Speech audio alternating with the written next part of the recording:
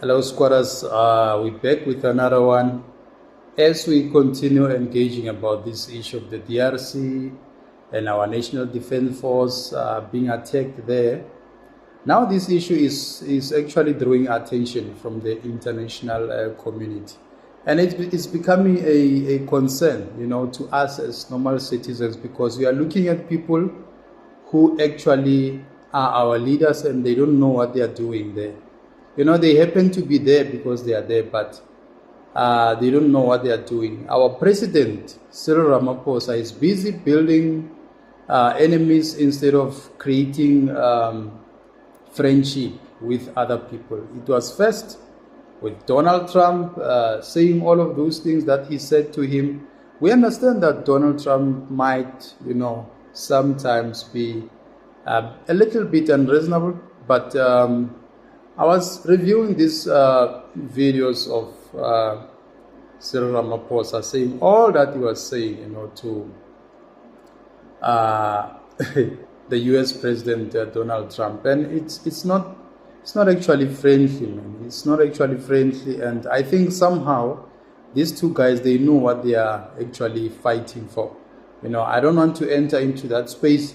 And now recently, the Rwandan President Paul Kagame was also complaining about our president, that he's pretentious, and they had a conference call. He was super cool, like he understands. So now I'm getting an impression that actually South Africa, and maybe our president knows this right from the word go, and he was actually pretending as if our soldiers are there as peacekeeping missionaries. But in a sense, our soldiers might have been sent to the DRC to counter the M23 rebels.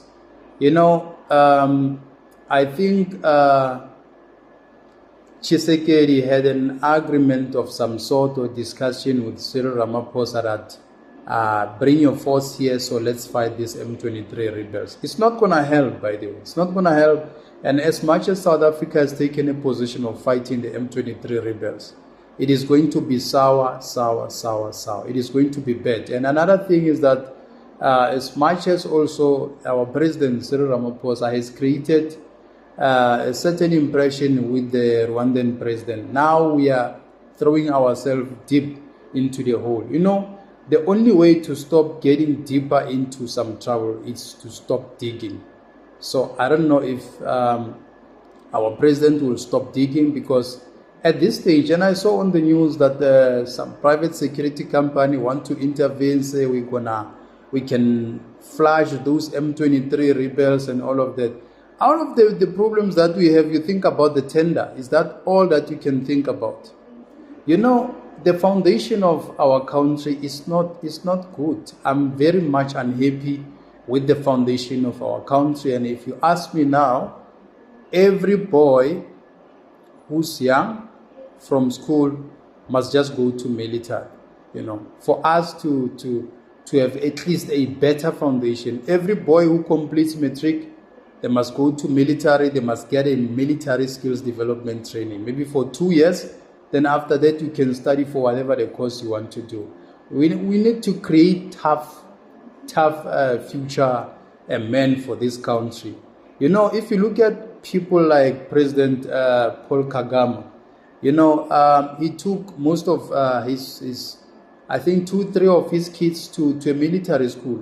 A military school is not to punish someone. It's not to punish these boys, but it's to teach them discipline, is to teach them good morals, is to teach them how a country must be run, and also to have at least some sort of understanding when we talk about politics. President Kagame is the good example for our African leaders. I don't know, maybe there might be some others who have taken the same route, but his kids, they studied political science, some they studied,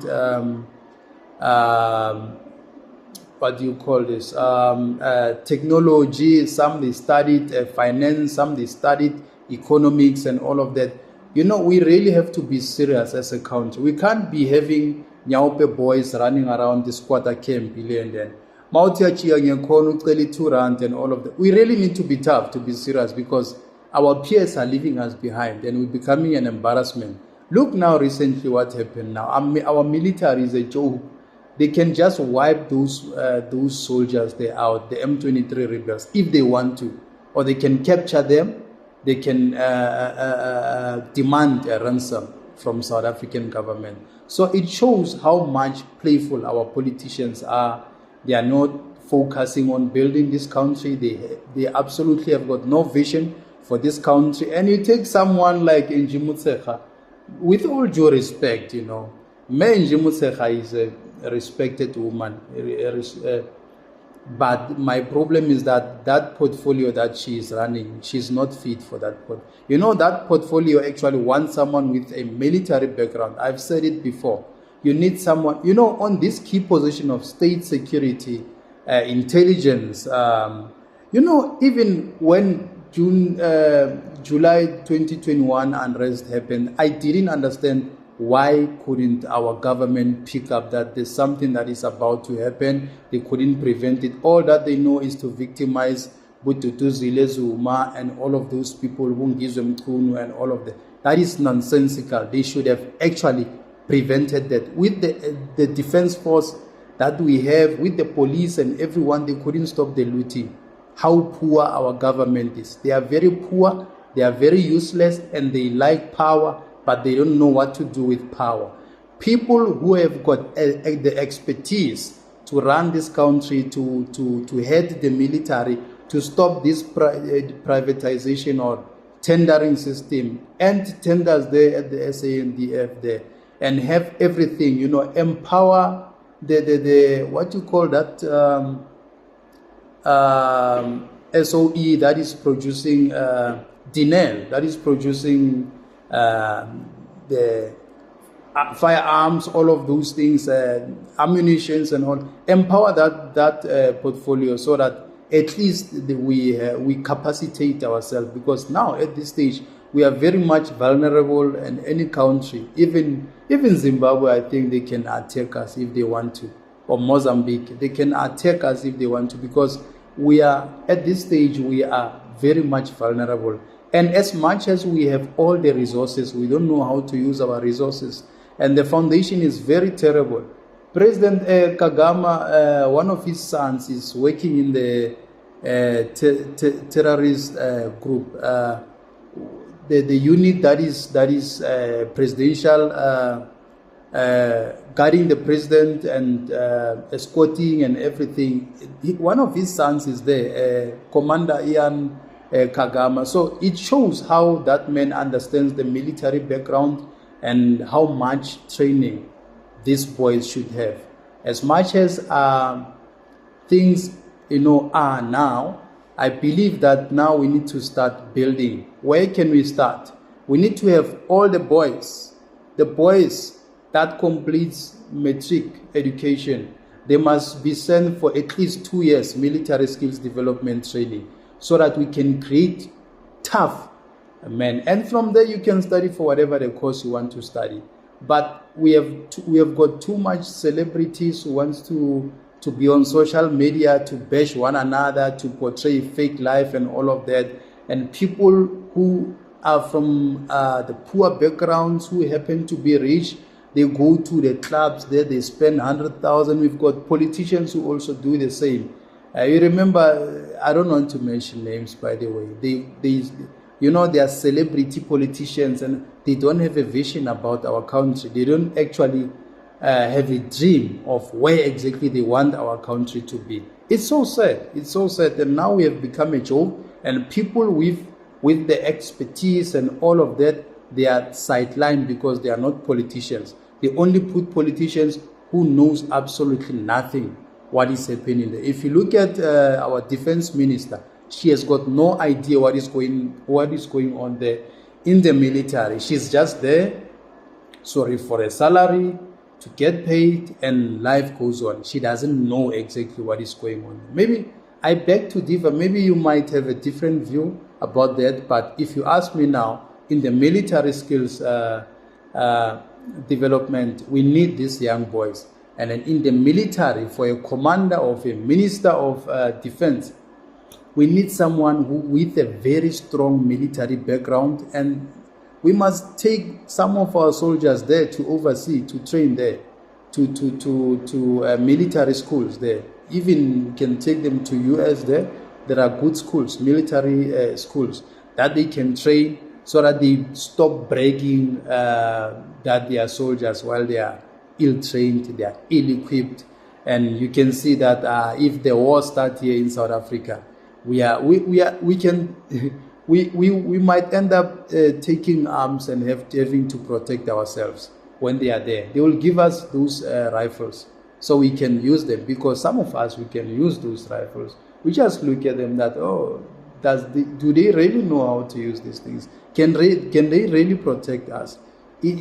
But it doesn't show. It doesn't show like they can really protect this country. And if they can't, it means now we are naked. Our country is naked. I don't know. That's my concern. And our president should at least, slack a bit. He should slow down, because his tone when he's talking to other presidents or about other presidents is not really good. It's undiplomatic. So he really needs to tone it down. Another thing, as much as I've mentioned that we need to pull out our military, because we just send them there to die and be brought back to South Africa in body bags, which is something that is very sad. Military is a very hostile environment, and it needs people who are tough, both mentally and otherwise. So for us to have our soldiers sent there without proper training, it was a blunder that must be withdrawn with immediate effect. And this thing of the government tenders, chasing tenders, the commanders there at the SANDF chasing tenders and all of that, some of them, we know that they are selling this equipment to criminals, selling rifles and all of that for these criminals to commit these heists and all of those things. So they need to stop that and become serious. They need to develop a vision about our country. What exactly do we want as South Africans? Because we might end up becoming a banana republic, a joke, and we don't want to be a joke. Some of us, we don't want to shy away from saying we are South Africans. We need a strong military. We need people who are committed, who wants to build this country, and we must mean business by so saying. Good examples are the Rwandan president. They must learn from that man. They must not undermine that. Especially our president should not undermine that man, because that man really means business and he knows what he's doing. And you can look at his boys, his kids. He's a very good example how the president should teach his kids and all of that. They are very disciplined. His kids are very disciplined. And, the ladies also went to school and did study political science, economics, whatsoever. We need to be serious about education. We need to be serious about military. We need to start working. Black people from ANC have been very comfortable and doing absolutely nothing to build this country.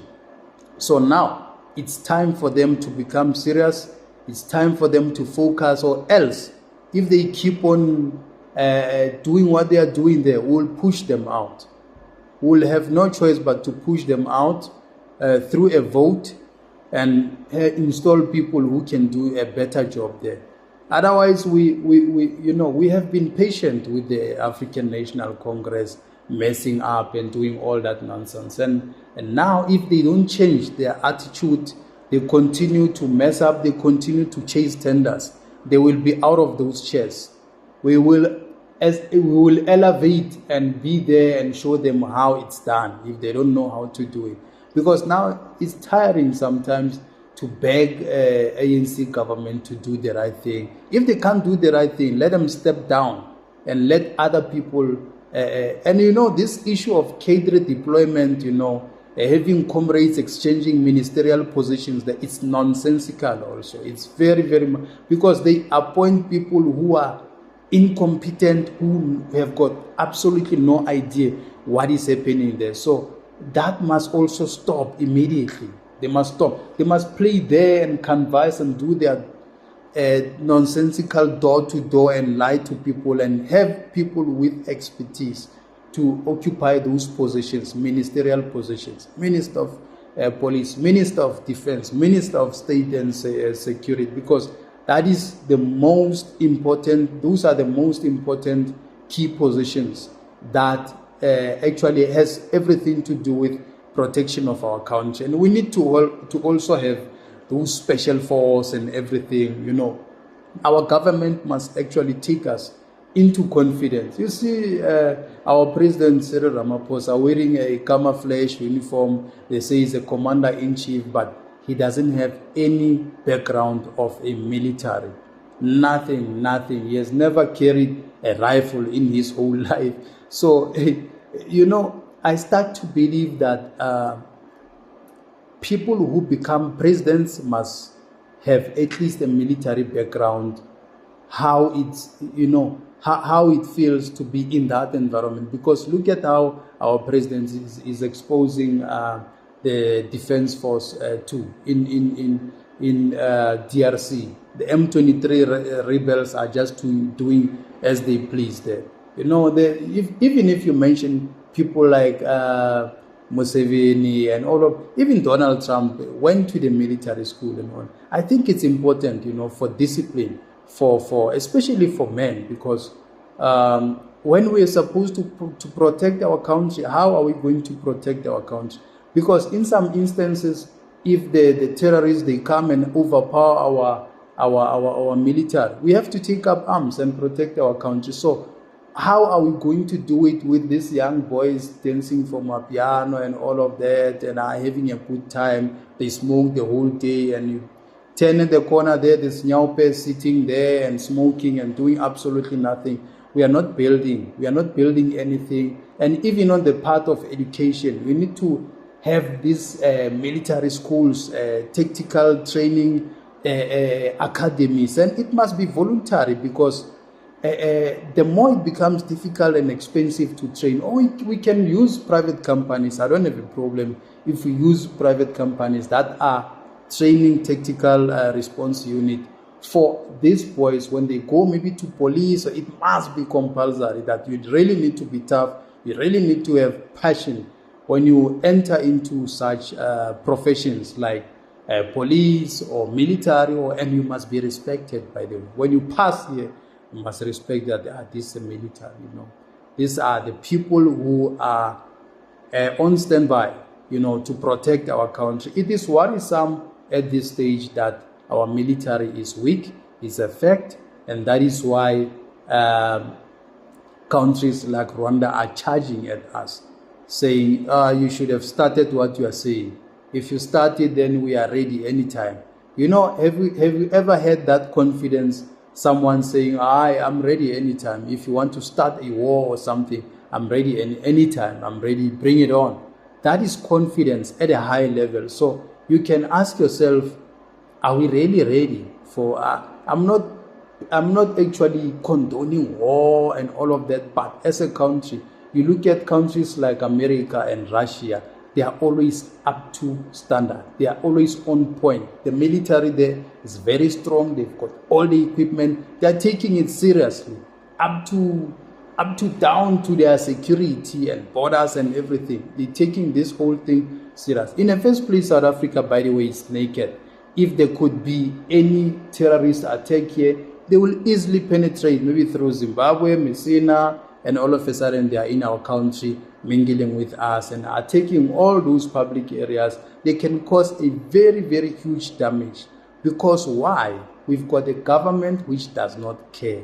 The African National Congress is one of the useless liberation movement that I even doubt that it has ever liberated people, because during the Codesa negotiation, they sold out. They never negotiated anything. In fact, they negotiated for themselves to be house Negroes. So we remain field Negroes so they can stay with the masters and take care of the masters' assets there. So it is worrisome that our politicians are putting us in this situation. I don't know, squatters. Maybe we'll say something very different that will actually put me in a different position and give me a different view. But so far, I feel like we are the weakest country. If the military is weak, everyone in this country becomes weak. Because why? If there could be war, they won't be able to protect our country. Thank you for watching my content. Keep watching. Let's keep engaging. We are worried about our country, and we don't want war. We don't want war. That's the last thing, because you can see in other African countries how it causes a mess. It's a trail of misery. So we don't want war. Let the president start listening and do the right thing. Thank you, squatters.